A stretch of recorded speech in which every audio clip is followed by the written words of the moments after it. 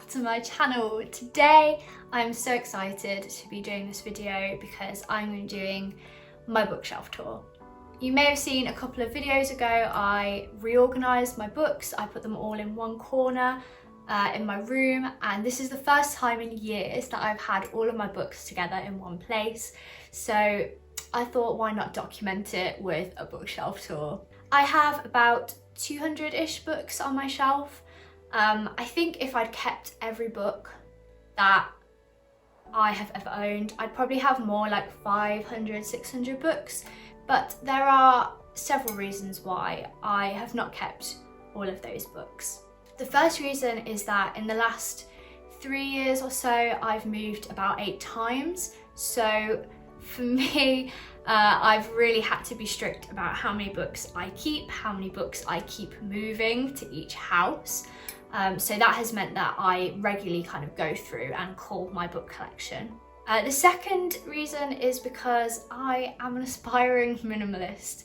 You might be saying, Jen, you have 200 books on your shelves. How can you say that you're a minimalist? I mean, I'm an aspiring minimalist. I genuinely do really try hard to only keep and possess things that mean something to me, that make a difference to my life by having them. And so because of that, I have 3 categories of books that I will keep on my shelves. If they don't fit into those categories, then they're gone, they're out. The first category is books that I love, that I've read and loved, but I just want to keep them because they mean something really special to me. A good example of this is The Princess Bride. I don't think I'm ever going to really read this book again, but it brings me so much joy just seeing it on my shelf. So I keep this book knowing that, you know, one day I could lend it out to someone, or yeah, just share it with somebody else. The second category of book are books that I have read, but maybe I didn't love them, but I know that one day I will want to reread them. And an example of this is The Night Circus by Erin Morgenstern. When I first read this book, I didn't love it. I liked it. It was okay. But I probably gave it about a 3 out of 5 stars. But I knew that I was probably missing something. I didn't understand why I didn't love it as much as everyone else seemed to. So I kept it with the intention of rereading it in the future. And I did reread it and fell in love with it. I then gave it 5 out of 5 stars. It's now one of my favourite books of all time. And there are just quite a few books like that where I've read them, I've liked them, but I just know I need to reread it and give it another chance. And the third category of book are books that I have not yet read but want to read. Again, with this, I have quite a strict rule of if I've had the book for about a year and I look at it and I don't want to read it straight away when I see it, it's probably time to give it away, because I can always buy that book again if I really want to read it. But it's honestly never happened where I've given a book away after having it for a year and then suddenly want to read it. Those are my categories of books that I have on my shelf. Without further ado, let's get on to the bookshelf tour. Grab a cup of tea, a cup of coffee, hot chocolate. It's getting cold now. You're allowed hot chocolate in the middle of the day. Let's get on with the video. So I am going to do a bit of a weird order for my bookshelf tour and kind of go around my bookshelves from left to right, down and back up again, just because that makes the most logical sense for the way I've arranged and organised my books. I'm also going to do this tour by showing you a shelf at a time. I'm just going to show you the shelf and pull out a couple of favourites and just highlight those ones, but feel free to pause it on each shelf as I go round and ask me if you have any questions about any of the books on my shelves. Feel free to ask me in the comments below. So this shelf is kind of my start of my classics, really. It's primarily my books by F. Scott Fitzgerald, but there's also just some other pretty editions of books that I have.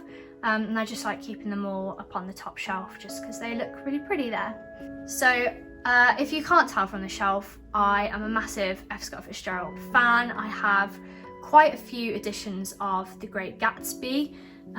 So we have this beautiful edition, which I absolutely love. I also have this kind of old penguin one. I have this one, which I actually use for blackout poetry, just because F. Scott Fitzgerald's language is beautiful. Also, if you ever want a video on how to do blackout poetry, how I do that and what that's all about, then just let me know in the comments. I would love to do that. And I also have the movie edition, which is actually the edition that I read from, I think because I like it the least cover wise, so I don't mind like cracking the spine and making it messy. But yeah, I have a bit of a collection going here. One of my favourite books by F. Scott Fitzgerald though is actually this collection of short stories called Basil and Josephine. I read these quite a while ago, and yeah, it's just a collection of short stories about these two characters and their different lives. And we also have some older editions of the Lord of the Rings books. My next shelf is coming back around to the shelves on the right, and that's a continuation of my classics. There's absolutely no order to the way these books are organised, so yeah, they just all fit this way. Until I get some proper bookshelves, I'm just sort of organising by getting all the books to actually fit. So I have my Agatha Christie books here. I also have this beautiful edition of The Hunchback of Notre Dame. I recently read this, but not in this edition because it's a really weird translation and it's sort of falling apart. So I read an ebook version of it. But yeah, it's been one of my bucket list books for years. So I'm really proud of myself for reading that this year. I think my favourite cover of the books on this shelf though has to be this edition of And Then There Were None by Agatha Christie. If you're looking for a place to start with Agatha Christie, I just always recommend this book. It's so atmospheric and creepy, but also gripping and easy and really quick to read. Then we come down to the next shelf, which is more sort of fiction, literary fiction, going into fantasy. I actually have 2 copies of Autumn by Ali Smith. I would normally give away the paperback version because I've now accumulated the hardback, but I actually have tabbed this a lot and made notes in it, so I don't really think I can give it away. But also just because of that, it feels really special because I've documented my thoughts in the book, which I don't normally do, but I don't know why, I just felt like I needed to do it to this book. So I now have 2 copies of this book. On the shelf we also have my new favourite author of the year, Kazuo Ishiguro. I have been slowly reading through his books this year. I'm 4 books through and just absolutely love his writing style, love his storytelling. I really hope to maybe finish reading his books or his published books this year. I also have the Night Circus. I have 2 editions of the Night Circus. So we have this edition and we also have this edition. Let me just move this out of the way. Also, I feel like I need to show you my slippers. They're a bit dirty, but look at them. They're llamas, alpacas, something. They're really impractical, but also I love them. The next shelf down is the kind of continuation of my fantasy. There's some standalones and also the start of some series as well. Of course we have my favourite of the year, Howl's Moving Castle. I'm not even going to go on about that, you're so bored of me talking about that book. But we also have my Maria V. Snyder books, which are all part of the I don't know what it's called. I think it's the Chronicles of Ixia or the Study series. I think it's called two different things in different countries, but I love that series so much. It's the series of books that made me fall in love with fantasy when I was younger, and yeah, I just love the characters and it has a special place in my heart.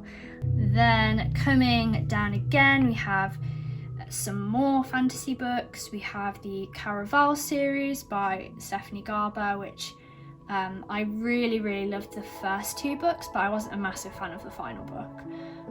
But I know that she's coming out with another sort of spin-off book from that series, so I'm really excited for that later this month. We also have some other editions of The Lord of the Rings, and my only Juliette Marillier book, which I read about half of but didn't really love, but I just know I will love this author if I give her another go, so I'm keeping it there for one day.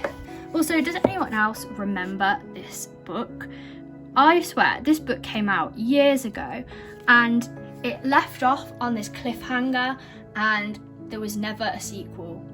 Is there a sequel now? I mean, I don't even know. I don't even remember what the story was about now. I just kept it all these years, hoping that one day there will be a sequel to fulfill that cliffhanger. And then right at the bottom here, we have a mixture of my Christian faith-related books, going into some non-fiction and some writing books as well. If you are interested in kind of Christian faith-related books, I just would always recommend, oh, it's not even showing that. Check out my amazing cinematography. I would always recommend John Mark Comer, particularly The Ruthless Elimination of Hurry. That book absolutely changed my life, changed my perspective on busyness and just the importance and necessity of rest in a really cool way. So coming up to the shelf on the left again, we have some more fantasy. Of course, most of my bookshelves are made up of fantasy, if you couldn't tell.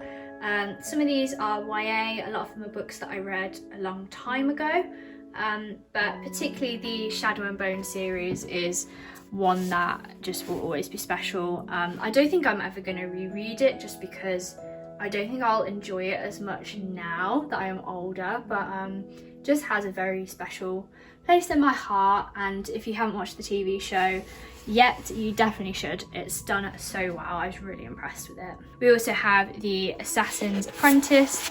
I feel like everyone who loves fantasy loves Robin Hobb, so I was really excited to read this book, but then I don't know, it just fell a little bit flat for me. So I'm really not sure whether to carry on with the series. If you love this series, please let me know if it gets better, but at the moment it just feels really a bit slow and not that engaging for me. But coming down, we have, you guessed it, more fantasy. So on the left we have the Throne of Glass series, which I think I've read all of the books apart from one. I think there's another book that needs to be on that shelf, but it's just been so long since I've read it that I don't know if I have the energy to read the whole series again just to remember what happened. So who knows, maybe one day I'll do a big Throne of Glass reread and finally finish that series, but I've kept it anyway because it was such a special series to me as a teenager. We then have some Brandon Sanderson, and then we go into some sci-fi books with the 1,000 Pieces of You, 1,000 Skies Above You, and A Million Worlds with You series, which, oh my gosh, I am obsessed with the covers on these books. They're just so pretty, and it's a really great YA, sci-fi, alternate reality book series. Then we get on to probably the messiest shelves, which are my contemporary going into historical fiction. Contemporary is not my favourite genre, but there are definitely some highlights of books that I have loved over the years. I still have the Confessions of a Shopaholic series, which I read when I was a lot younger and absolutely loved and also I have some more recent reads on the shelf, particularly Malibu Rising, which is my first Taylor Jenkins Reid book, and I was so surprised by how much I loved it. I can see what everyone's going on about now with her books. And yeah, then we go into historical fiction, which is very, very small. And then we have my final shelf right at the bottom on the left, which is some more YA, fantasy and sci-fi. Yeah, they're just like special memories attached to these books. Particularly the Lunar Chronicles series, which is I don't know, it's kind of like a sci-fi fairy tale retelling Avengers kind of series. That's the best way I can describe it. It's basically a sci-fi retelling of various fairy tales. So Cinder is Cinderella, and she is a cyborg. And then Cress is a retelling of Rapunzel, but she's actually in a satellite orbiting Earth. They're just really cool takes on different fairy tales. So that is my complete bookshelf tour. Thank you so much for joining me in this video. If you want to know any more about any of these books, please let me know in the comments. And yeah, thank you so much for joining me. I hope you have a really lovely day, and I'll see you soon in the next video. Bye.